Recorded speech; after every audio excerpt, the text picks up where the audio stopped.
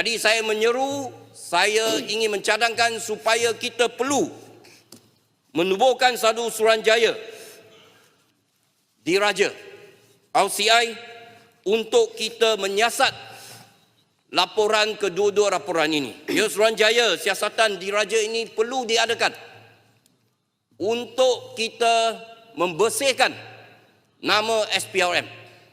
Dan bagi saya, ini bukan kali pertama Ketua Pesuruhjaya SPRM melakukan kesalahan. Pada tahun 2022, Ringkaskan. ya, saya ringkaskan. Pada tahun 2022, Ketua Pesuruhjaya SPRM pada ketika itu juga memiliki saham lebih daripada yang dibenarkan. Ini merupakan kali kedua dibongkarkan. Jadi, saya minta supaya kerajaan mengambil tindakan yang tegas. Azam Baki perlu letak jawatan. He have to go dengan izin. Either he have to go or we have to go. He go or we go. Itu adalah pesanan saya.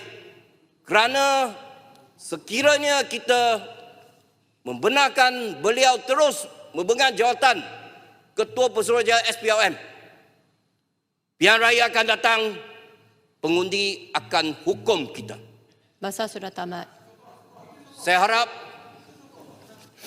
masa bahas saya tamat, tapi jangan tempoh kita jadi kerajaan tamat selepas pilihan raya akan datang. Itu saja daripada saya. Terima kasih. Terima kasih Yang Berhormat.